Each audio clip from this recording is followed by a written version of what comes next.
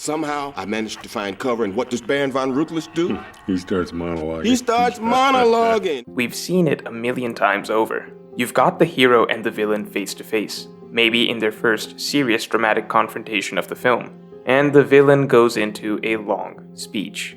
For some reason, right now they just absolutely have to share their entire worldview with the protagonist. And while this is extremely common, I'm not actually criticizing the quote-unquote villain speech. Rather, I actually want to break down why it's often almost an absolute necessity for a film to include. And not just for the reasons you may think. Because sure, the villain getting to go off for a lengthy monologue in front of the hero can often make for a really entertaining and memorable scene. And yes, beyond that, this monologue can often be the centerpiece of establishing the villain's motivation, which is needed to make an engaging and believable conflict with the hero. But really, the significance of the villain's speech goes beyond just the individual scene, or even the character's motivations. Rather, it goes to the essence of what the film itself is fundamentally about. So before we get into it, make sure to subscribe for more videos every Saturday. Now, the best villain speeches don't just explain what the villain's motivation is. They also introduce us to a unique philosophy behind the motivation. Why does the villain think the way they do? What are their actual beliefs? To understand why this is important, you have to consider the film's theme. The theme is the heart of the screenplay. What is the film about? What is the idea the story is built on? The message that is being communicated over the course of the narrative? Obviously, it's not just enough to have a strong, consistent theme. How that theme is developed from start to finish is just as important.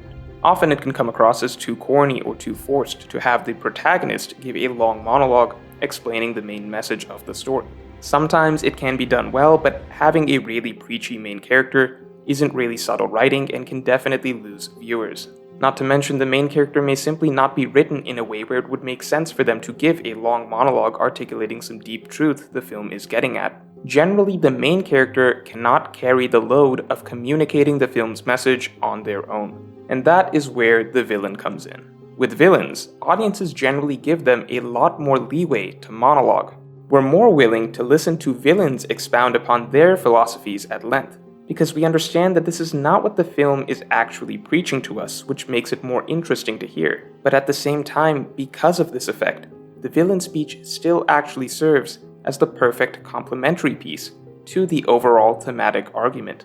We've all heard of the rule, show, don't tell. So a very effective formula for many films is to have the villain tell us an idea in depth that is later shown to be incorrect.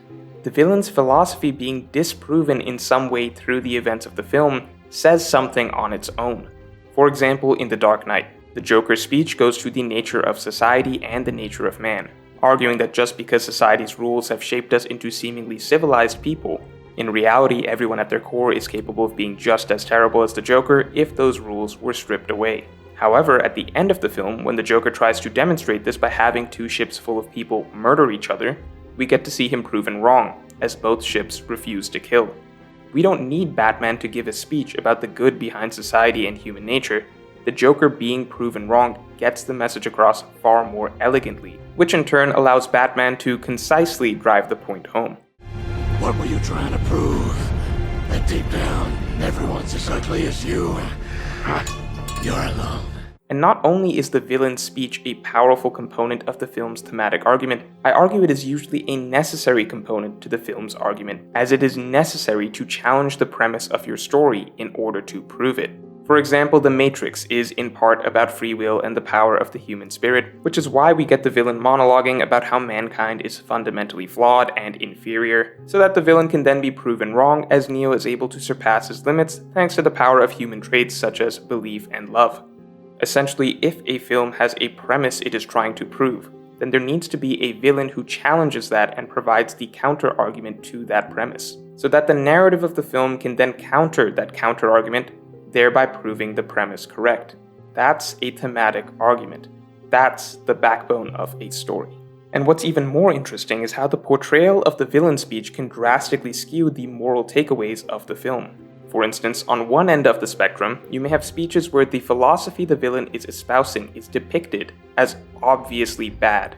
Case in point, Tarantino loves his revenge films. He likes writing blatantly hateable characters who get their comeuppance. Which is why, for instance, Calvin Candy's big speech arguing that scientifically black people are naturally submissive is written in a manner where it is just obviously flawed thinking. Tarantino is not trying to give any weight to the argument whatsoever, rather simply using this speech to fully flesh out for the viewers an example of the absolutely backwards and contemptible logic that fuels the racism of this time, that is then easily disproven by the protagonist, Django, showing just how wrong Candy was about his supposed submissiveness.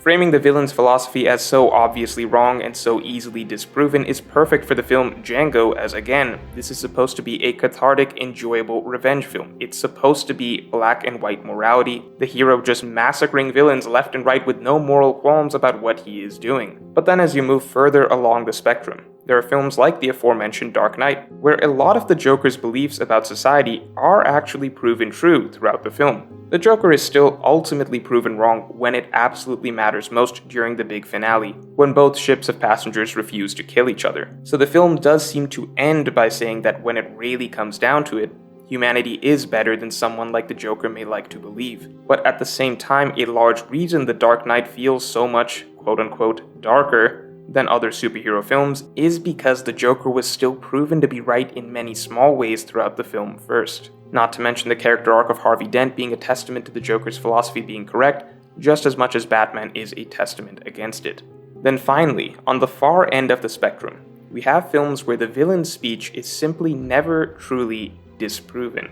These are films where we still see the villain defeated, but defeating the villain doesn't actually prove that they were wrong. For instance, A Few Good Men ends with this iconic speech. You can't handle the truth! Son, we live in a world that has walls, and those walls have to be guarded by men with guns. Who's gonna do it? You? You, Lieutenant Weinberg? Did you order the code red?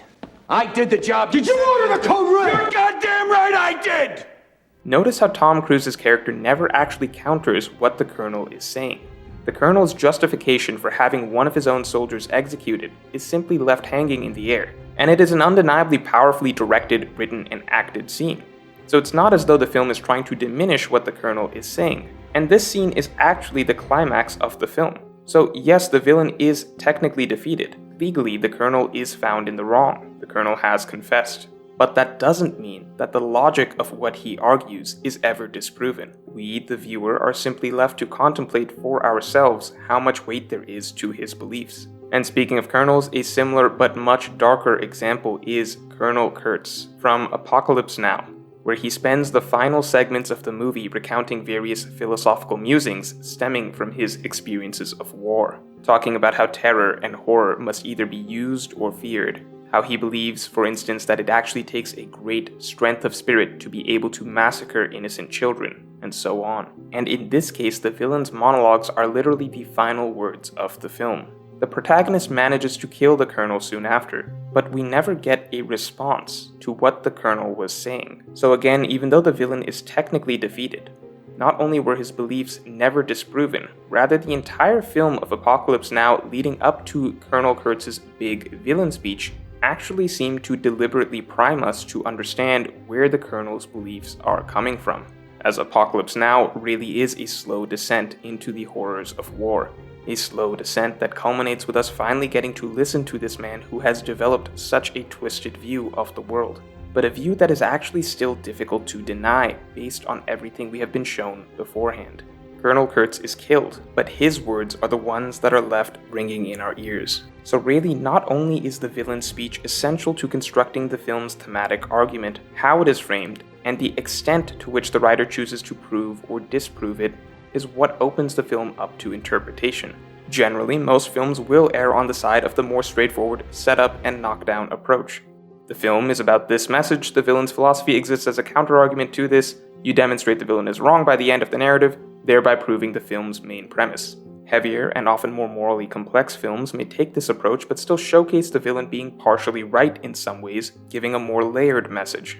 And finally, some truly dark films will simply let the villain's message hang without disproving it, acknowledging that reality is much more muddied than black and white. And even if the villain has clearly gone too far and needs to be stopped, we are left to sit with the idea that there may be some level of truth to what they believed, giving us something genuinely difficult to think about after the film is over. So if you enjoyed this video, then definitely like, comment, and subscribe for more videos like this every Saturday.